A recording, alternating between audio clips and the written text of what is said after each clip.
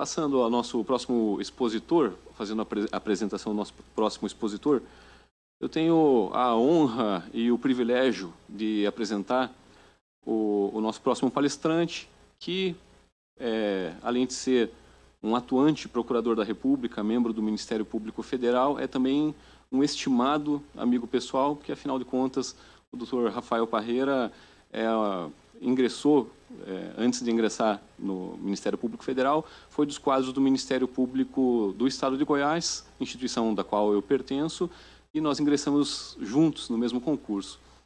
Então, dessa situação, nasceu uma grande amizade. É uma felicidade da minha parte ter essa oportunidade de fazer a sua apresentação, Rafael. O Dr. Rafael Paula Parreira Costa é especialista em Direito Penal e Processual Penal, procurador da República em Goiás, membro do Grupo de Apoio ao Tribunal do Júri do MPF, coordenador da Assessoria de Pesquisa e Análise do Ministério Público Federal em Goiás, ex-promotor de Justiça do Estado de Goiás, e vai nos brindar com o tema Júris Socialmente Sensíveis, atuação do Ministério Público. Boa sorte, doutor Rafael, a palavra está contigo. Boa tarde, meu caro amigo Walter Tioso Lins Maia, quem tive a grata satisfação de conhecer quando juntos dividíamos as tribunas do povo no nosso Ministério Público do Estado de Goiás. É uma satisfação enorme poder ombreá-lo em tão magnânimo evento. Cumprimento aqui meu caro amigo também, Dr. Dani Salles Silva, amigo que carrego de longa data, e cumprimento pela organização de tão belo evento. Cumprimento e agradeço a oportunidade de participar de tão seleto evento, em nome da doutora Fernanda Marinella, conselheira nacional do Ministério Público. Cumprimento também o colega Diego, que acabou de nos brindar uma muito instigante e promissora palestra. Cumprimento o colega Rodrigo Merli, que me sucederá nessa tribuna. Diletos promotores de justiça, promotores de justiça e procuradores de justiça, queridos procuradores da República, especialmente meus colegas de grupo de apoio ao Tribunal do Júri do MPF, advogados, estudantes, demais pessoas que nos acompanham. Muito boa tarde a todos. Meu contato inicial com a Tribuna do Povo se deu na época em que tive a grata satisfação de ser promotor de justiça no meu querido estado de Goiás. Naquela época fui apresentado a essa instituição milenar, belíssima, responsável pelo julgamento dos crimes que nos são mais caros, crimes dolosos contra a vida. Local de exercício de democracia direta. Não há espaço para representantes, para terceiros. É cidadão julgando cidadão. Não julgando apenas o futuro dos réus, mas julgando também o futuro das vítimas e famílias dos réus e, principalmente, dando nortes de para onde aquela comunidade quer caminhar. Após um tempo de Ministério Público Estadual, ingressei no Ministério Público Federal. A atividade ordinária criminal do Ministério Público Federal é um pouco diversa da seara estadual. No Ministério Público Federal, nós atuamos com crimes vagos, crimes onde as vítimas não podem ser identificadas.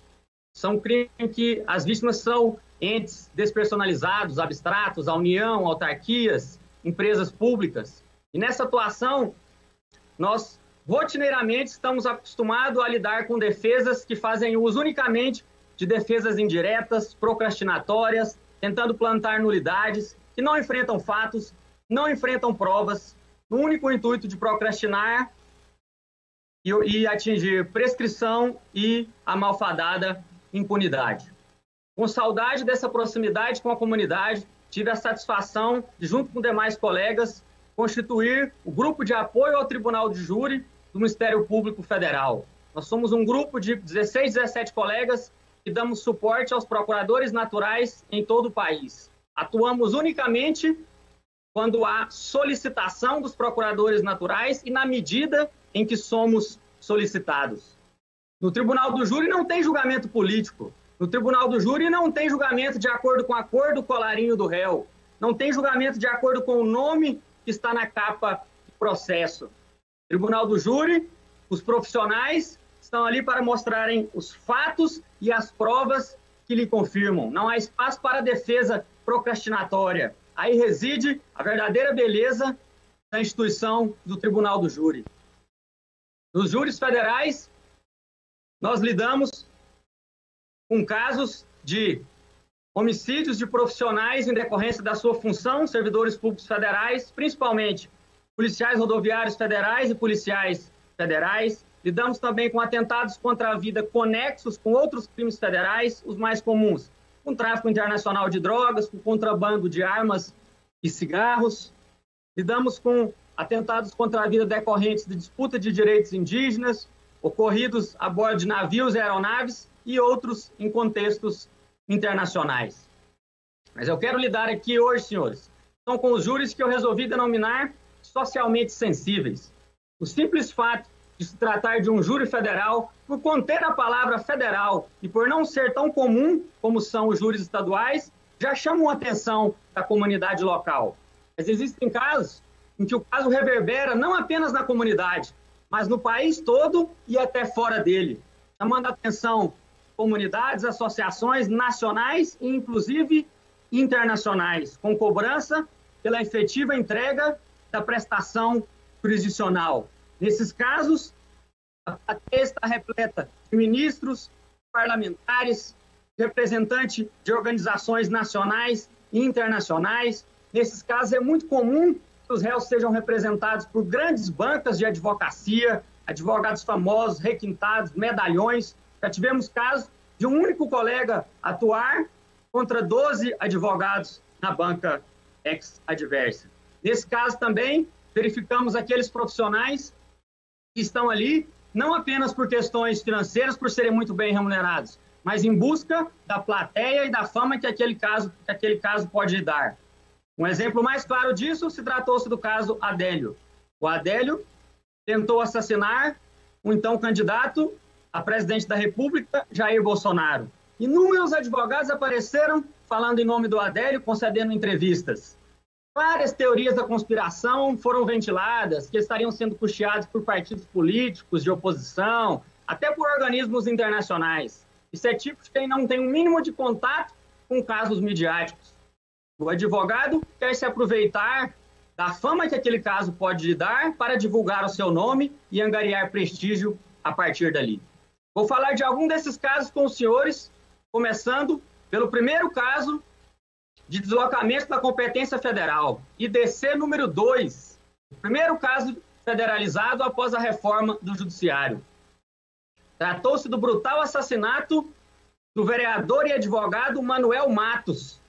Manuel Matos era um advogado ferrenho defensor dos direitos humanos, que se elegeu vereador por vários mandatos e que tinha por atuação forte combater um grupo de milícias e pistolagem que assolavam a região da divisa da Paraíba com Pernambuco. Foi ameaçado de morte várias vezes, mas não se calou. Esteve sujeito à proteção policial a mando da Comissão Interamericana dos Direitos Humanos. Quando essa proteção cessou, ele foi brutalmente assassinado em uma casa de amigos, na frente de vários amigos e familiares. Entraram na casa, olharam para ele e disseram: "É você que eu quero." E o assassinaram com um tiro de 12 na frente de várias pessoas, na total crença na impunidade. O STJ, então, entendendo que ali, em razão do não avanço das investigações, se aventava um grave risco de violação aos direitos humanos, e já tendo sido acionado, inclusive, pela OEA, determinou a federalização do caso. Os colegas que foram designados para atuar, nosso grupo atua no país todo. Como todos sabemos, nosso país é um continente com culturas, com influências europeias, africanas, indígenas, cada um com seus costumes e peculiaridades. O que a gente faz para tentar amenizar isso, já que nós não temos aquele convívio diário que o promotor do júri tem na comunidade, onde já é conhecido, onde já consegue angariar uma boa fama? Primeiro, nós tentamos designar um colega que é da região, ou do estado ou da região, para ter um pouco de intimidade com as peculiaridades locais. E, além disso, nós fazemos questão de ter um contato muito próximo com o promotor de justiça do júri da localidade. Aquele promotor está ali atuando semana a semana, que já tem prestígio local e que fornece informações e subsídios muito preciosos para a atuação do Ministério Público Federal nesses casos.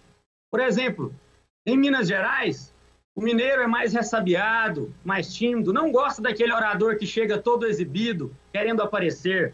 Já no Rio Grande do Sul, como diz o nosso querido colega Eugênio Amorim, o jurado gosta daquele acusador, do promotor, que chega com a espada na mão, já mostrando a que veio.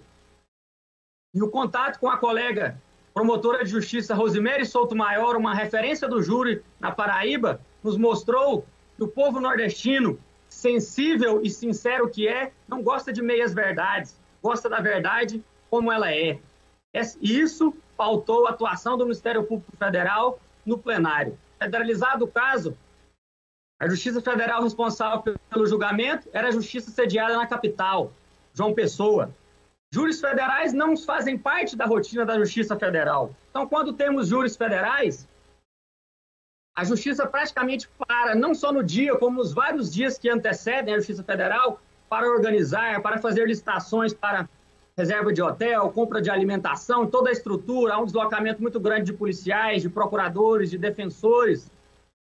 E chegando nessa primeira sessão de plano, se verificou a presença de apenas 13 jurados, uma frustração do julgamento, um estouro de urna logo na primeira oportunidade e um prejuízo enorme para a prestação jurisdicional e para a sociedade. O Ministério Público, então, pleiteou na segunda sessão fossem sorteados jurados suplentes para que não ocorresse o risco de termos um novo estouro de urna. E a partir daí, isso se tratou de um caso divisor de águas para o Ministério Público. O Ministério Público Federal passou a adotar, nesses casos sensíveis, em que há um grande número de réus, a já pedir antecipadamente, antes que se frustre a primeira sessão em razão do não comparecimento do número mínimo de jurados, do sorteio de jurados suplentes. E a Justiça tem acatado nossos pleitos, que desde então tem sido raríssimo frustração, estouro de urna nos júris federais, porque a gente já tem se antecipado e a jurisprudência tem convolado como lícita o sorteio antecipado de jurados suplentes nesses casos sensíveis e que já se antevê que vai ser difícil arrebanhar jurados. Pois bem, nesse intervalo, o Ministério Público verificou lá durante a própria sessão, em contato com pessoas locais e com os jurados que tinham comparecido, existia um medo muito grande, eles estavam muito amedrontados e a chance de frustrar de novo o plenário era muito grande. Em razão disso, foi solicitado o desaforamento do caso e o Tribunal Regional da Primeira Região determinou que o julgamento da Quinta Região determinou que o julgamento fosse desaforado para Recife, capital do nosso querido estado de Pernambuco. O julgamento foi lá designado, toda a estrutura da justiça mais uma vez envolvida. Já no início da sessão, com toda aquela plateia seleta, ministros, autoridades, deputados, senadores, logo no sorteio dos jurados, se inicia o sorteio dos jurados, com as partes aceitando alguns jurados, recusando outros, como é normal. E nós tínhamos 5 réus, logo 5 réus, 15 recusas por parte das defesas e 3 recusas por parte da acusação, totalizando 18 recusas. Assim que foram feitas as 18 recusas, a juíza que conduzia o caso disse: encerradas as recusas, todos os jurados que constam ainda na urna farão parte do conselho de sentença. Enfiou a mão na urna, tirou 2 nomes e leu instantaneamente os 2 nomes. Nisso, os jurados se levantam para tomar um assento no conselho de sentença. Um colega olha para o conselho de sentença e conta: 1, 2, 3, 4, 5, 6, 7, 8 jurados. Existiam 8 jurados sorteados para o conselho de sentença. Imediatamente ele levantou a mão, questão de ordem, excelência. Temos 8 jurados no conselho. A juíza simplesmente desabou. Deitou, colocou a mão na mesa, assim, arrasada com o que tinha acontecido, sem saber qual a razão daquilo. A defesa imediatamente já começou a protestar pela dissolução do conselho, pelo adiamento da sessão, por remarcação. A juíza sabiamente suspendeu a sessão por alguns minutos, retornou depois de 15, 20 minutos e disse que o equívoco derivava do fato que tinham sido colocados, ao invés de 25, mais 26 nomes dentro da urna, por isso um a mais, e disse que não anularia a sessão, simplesmente retomaria desde o início o sorteio dos jurados, porque não havia nenhum prejuízo, já que a intimação seria para os mesmos atores, para os mesmos jurados voltarem em outra data, e que não havendo prejuízo, ela prosseguiria com o caso, e é preciso deixar claro que ela foi muito firme nessa decisão, apesar de todos os protestos da defesa. O julgamento prosseguiu, e me lembro de uma questão interessante que aconteceu nesse caso. Como os júris federais não são tão comuns, né, quanto os estaduais, a gente percebeu desde o início um certo menosprezo da defesa pelo Ministério Público Federal e pelos procuradores da República que ali estavam. Eles não pediam oportunidade de dizer: procuradores da República não sabem nada de júri, não sabem o que estão fazendo aqui. Se esse caso estivesse na mão de promotores de justiça, esse caso sequer teria vindo a julgamento. Mas, senhores, mal sabia eles que dos membros do Ministério Público que estavam sentados ali naquela tribuna, 2 deles eram ex-promotores de justiça com ampla experiência em plenários do Tribunal do Júri. Já dizia Provérbios, a soberba precede a queda. O julgamento foi realizado, os pleitos do Ministério Público e da sociedade foram acatados e os principais réus foram condenados a penas que alcançaram quase 30 anos.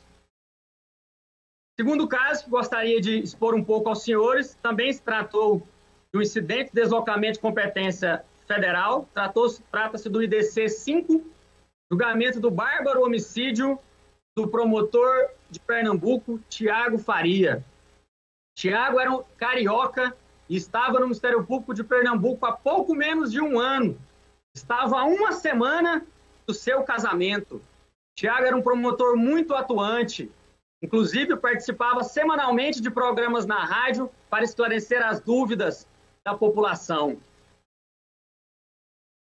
Tiago foi assassinado em razão de uma disputa de terras envolvendo a família da sua noiva, uma advogada da cidade, do local, e uma outra família tradicional da cidade.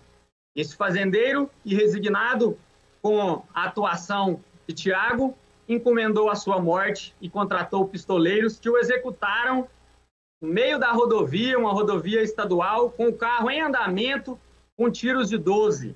No carro estavam Tiago, a noiva e um tio.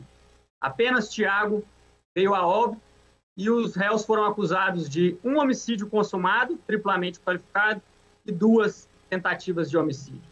Já nesse caso, o Ministério Público Federal pleiteou o sorteio antecipado de jurados suplentes, visando evitar o estouro de urna, o que foi feito e evitou prejuízo.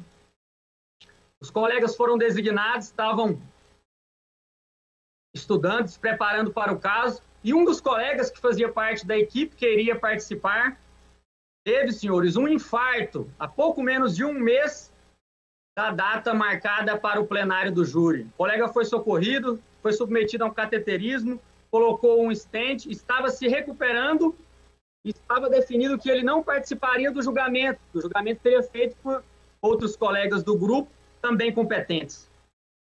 Ocorre que, ali chegando nas proximidades da data do julgamento, o colega envolvido, conversando com outros, e já quase entrando em o que a gente denomina de estado de júri, resolveu que não ia conseguir assistir aquele julgamento de longe, ficar tendo só notícias. Então ele deliberou, mesmo estando em estado debilitado de saúde, que ele se deslocaria para o local, que ele seria apenas um espectador. Ele sentaria na plateia para dar apenas um apoio moral para os demais colegas.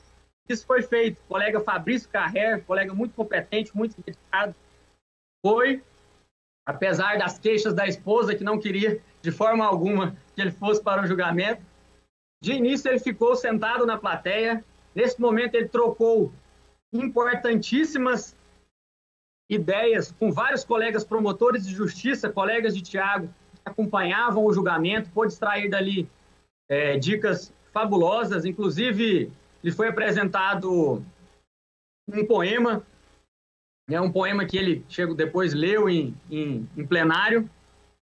E o colega assistiu o início dos debates e já naquela empolgação decidiu que não ia aguentar simplesmente assistir, tomou assento na tribuna e, com frequencímetro no braço, com monitor cardíaco, falou, fez uso da réplica e atuou com toda a verve que lhe é peculiar. A emoção tomou conta do plenário, principalmente das pessoas que sabiam a situação de saúde debilitada que ele estava e todo o esforço que ele fez para poder participar daquele julgamento, com todas as cautelas. E ao final do julgamento, com a condenação dos envolvidos, o auditório veio abaixo. Foi muita emoção. Era o Procurador-Geral de Justiça chorando, o corregedor, vários promotores emocionados. E nesse momento, senhores, nos deparamos com a mãe da vítima. Esse é um dos momentos mais preciosos que a nossa carreira pode nos oportunizar. Receber aquele abraço, onde simplesmente fitamos os olhos e não precisamos trocar nenhuma palavra. Aquela simples troca de olhares e aquele abraço choroso que escorre na beca do promotor de justiça. Essa, senhores, é a verdadeira remuneração que um ser humano pode receber. Isso é o mais próximo da felicidade que nós podemos chegar. Felicidade não está relacionada ao quanto de dinheiro que você tem, não está relacionado ao cargo que você ocupa. Felicidade está relacionado ao que você pode provocar na vida das pessoas, ao quão bem você pode fazer para as pessoas. E esse abraço da mãe da vítima, da família da vítima, com todo respeito às demais carreiras, inclusive com os colegas que não atuam no júri, só o júri pode propiciar. Os réus foram condenados apenas que alcançaram 50 anos. Por último, mais um caso, não se tratou de um caso federalizado, mas de um caso tipicamente federal, o caso da famosa chacina de Unai, um quádruplo homicídio ocorrido em janeiro de 2004. 3 auditores fiscais do trabalho e um motorista do Ministério do Trabalho foram brutalmente assassinados por realizarem o seu trabalho. Estavam trabalhando em fiscalizações relacionadas a trabalho escravo e frustração de direitos trabalhistas na região de Unai, próximo ao Distrito Federal. E uma dupla de irmãos fazendeiros, conhecido como os Reis do Café, na região, inconformados e descontentes com a atuação dos fiscais do Ministério do Trabalho, encomendaram a morte e eles foram os 4 brutalmente assassinados. Esse caso se destacou pela tormentosa tramitação processual. A defesa procrastinou o que pôde e o que não pôde. No decorrer da instrução processual, senhores, um dos mandantes foi eleito prefeito da cidade de Unai, não por um, mas por 2 mandatos, com todas aquelas decorrências que nós conhecemos de foro por prerrogativa de função, processo sobe, processo desce, desmembramento. Nesse caso, nós estávamos com o julgamento marcado, iria acontecer no dia seguinte, chegava a decisão do Supremo Tribunal Federal suspendendo a sessão. Foi uma tormenta para conseguir levar esse caso a julgamento. A atuação em plenária foi muito dura. A defesa partiu para embates pessoais, questionando questões totalmente sem pertinência, relacionadas a diárias que membros do Ministério Público estariam recebendo para estar ali. A defesa, senhores, quando o conjunto probatório é bom, o que ela tenta? Ela tenta turvar a água, para que não se consiga visualizar a clara e cristalina responsabilidade dos acusados.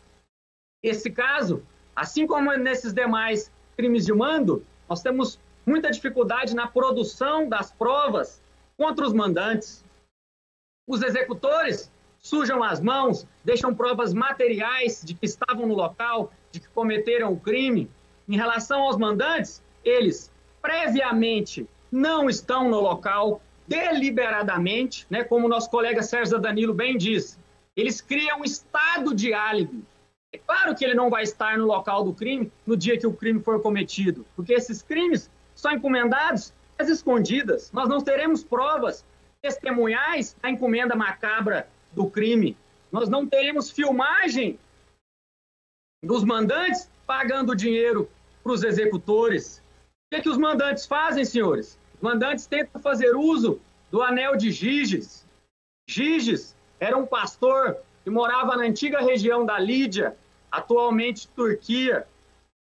Giges, certo dia, após uma chuva muito forte que provocou uma movimentação de terras que criou uma cratera em sua propriedade, ele desceu nessa cratera e pôde visualizar um cavalo muito grande de cobre.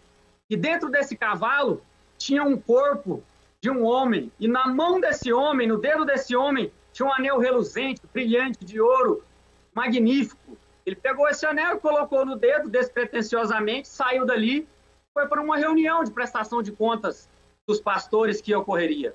Lá durante a reunião, ele despretensiosamente gira o engaste desse anel para dentro e percebe que a partir dali as pessoas passam a falar dele como se ele não estivesse mais presente. Hoje o Giges foi embora, onde que ele está? E ele gira depois o engaste para fora e ele volta a ser visto pelas pessoas. Ele testa uma, duas vezes e percebe que aquele anel não era um anel comum. Aquele anel lhe dava um poder fabuloso, o poder da invisibilidade. Ciente desse poder da invisibilidade, Giges vai até o castelo, seduz a rainha, mata o rei e apossa-lhe o trono. Invisibilidade, senhores, que os mandantes de crime sempre tentam fazer uso quando encomendam a morte de terceiros. É o estado de álibi. As provas, nesse caso, nunca serão materiais, não serão as mesmas provas que são produzidas contra os executores dos crimes. Nós temos que deixar isso muito claro para os jurados. O conjunto de indícios não deixa dúvida da participação dos mandantes. Nós não devemos falar para o jurado aquele conceito complicado que a nossa legislação dá sobre indícios, né? Inclusive, indícios é muito pouco tratado pela nossa legislação e pela nossa doutrina e jurisprudência. Diversamente de outros países que valorizam e deixam muito claro que indícios são mais do que suficientes para dar aso à condenação, quando convergentes e harmônicos. Nesse caso, existiam muitos indícios, muitos elementos que incriminavam os mandantes. Com os jurados, senhores, nós não vamos tratar de questões técnicas de prova direta e indireta, nós vamos fazer uso de máximas de experiência, jurado. Independente da condição financeira, econômica, cultural, aquele jurado tem a sua vivência, tem a sua experiência. E todos nós sabemos que nós não precisamos ter visto a chuva cair para dizermos que a chuva caiu. Se nós acordamos após uma noite de um sono profundo e vemos que as ruas estão molhadas, que os carros e plantas estão com gotículas de água, que o céu está preto, nós podemos dizer que choveu, mesmo que nós não tenhamos visto a chuva cair. Se a mãe vê um filho sair e chegar em casa num carro, e ele chega com cheiro de bebida, ela vai imaginar que o filho bebeu e dirigiu. Mas alguém pode dizer, mas ele pode ter pegado uma carona, pode ter vindo com outras pessoas? Pode. Mas a partir do momento que a mãe certificar que ele não pegou uma carona, que não tinha outras pessoas com ele, mesmo sem ter visto ele dirigindo bêbado, ela pode afirmar que ele estava bêbado ao volante. Essas máximas de experiências são plenamente alcançáveis a todos os jurados. Esse conhecimento popular nos permite mostrar aos jurados que eles podem julgar com serenidade, com tranquilidade e condenar aqueles acusados. Cora Coralina, minha conterrânea, já dizia: o saber nós aprendemos com os mestres e com os livros, mas a sabedoria, essa nós aprendemos com a vida e com os humildes. E após um plenário demorado, tenso, de muitos embates, os executores foram todos condenados e os mandantes também, com penas que alcançaram 100 anos de condenação. E tem um episódio, senhores, muito inusitado que aconteceu nesse caso. A todo momento, os mandantes negaram participação no crime. A tese deles era negativa de autoria sempre.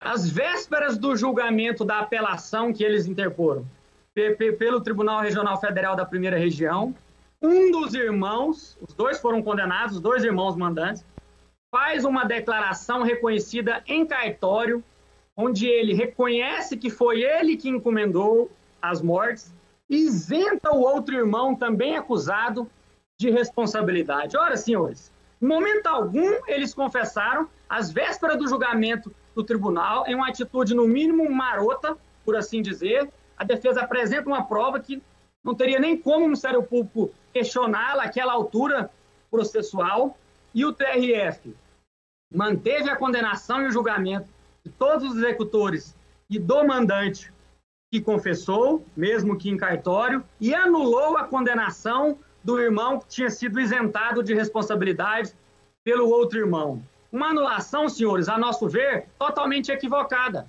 O TRF simplesmente se substituiu à vontade dos jurados. Ora, uma anulação, por ser manifestamente contrária à prova dos autos, não pode existir prova nenhuma nos autos. Nesse caso, o relator elencou 8, 9, 10 elementos que incriminavam o mandante e, optando, fazendo uma interpretação daquelas provas, contrariando totalmente a interpretação que os jurados tinham feito, entendeu que a condenação era incabível, fazendo um juízo totalmente atécnico, não correspondente com os limites da apelação impostas ao rito processual do júri, anulou essa condenação, o Ministério Público recorreu, está pendente de julgamento no STJ e no STF, a gente espera que essa questão possa ser resolvida, porque hoje, senhores, 16 anos depois de praticado o crime, a nossa justiça mostra como ela ainda é seletiva.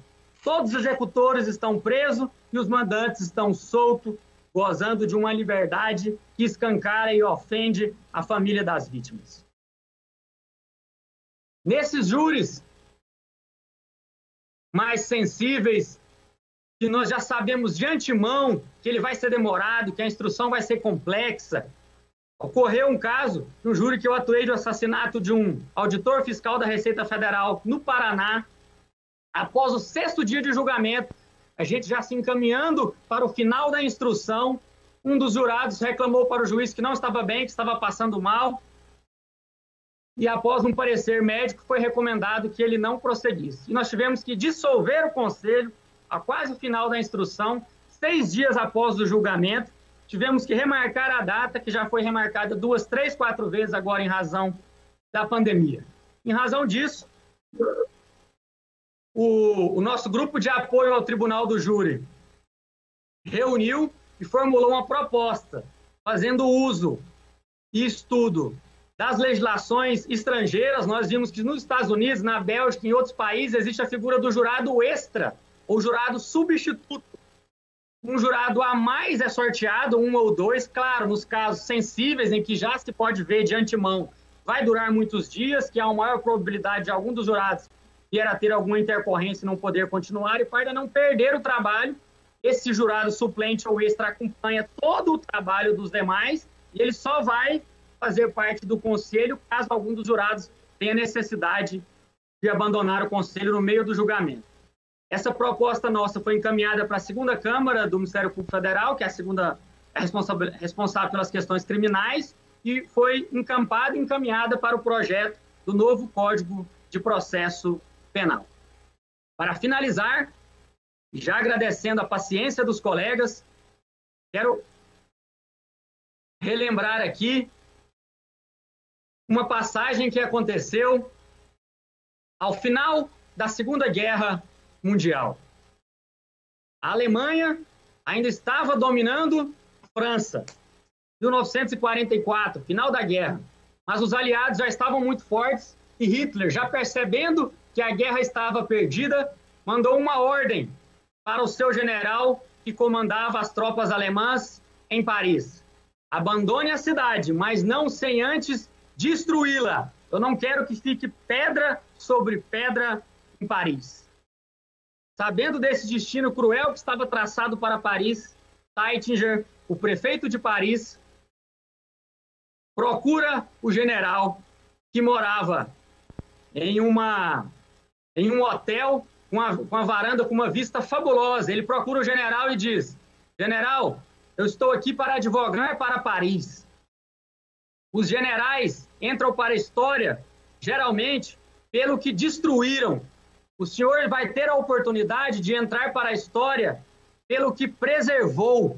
Não destrua Paris, não bombardeie Paris. O general olhou para ele e disse: senhor, eu tenho ordens a cumprir. Eu nunca desobedeci uma ordem em toda a minha vida. Caminhando, não ocasionalmente para a varanda, Taittinger olha para aquela vista fabulosa da Cidade Luz e diz para o general: general, eu o concito a pensar que o senhor daqui a uns anos regresse a Paris e olhe as belezas do Palácio do Louvre, olhe as crianças brincando na Praça da Concórdia, olhe as famílias congregando na Catedral de Notre Dame, e o senhor possa dizer: eu fui a pessoa que um dia tive o poder de destruir tudo isso, de matar milhares de civis inocentes e optei por preservar a cidade para a história da humanidade. O general simplesmente olhou para Taittinger e disse: o senhor foi um bom advogado de Paris, mas tenho ordens a cumprir. Taittinger saiu meio triste, acabrunhado, sabendo que estavam armadas bombas embaixo de várias pontes, viadutos, vários locais da cidade, e aviões bombardeios esperando, simplesmente esperando a ordem para arrasar a cidade. Esperando a ordem que nunca veio. Pela primeira vez em toda a sua vida, o general Taittinger desobedeceu uma ordem e protegeu, preservou várias vidas e legou Paris para a história da humanidade. Nós possamos ser lembrados, senhores, assim como Taittinger, pela bravura na defesa da vida, para que o Tribunal do Júri, a Tribuna do Povo, seja lembrada pelo que ela preservou. Muito obrigado.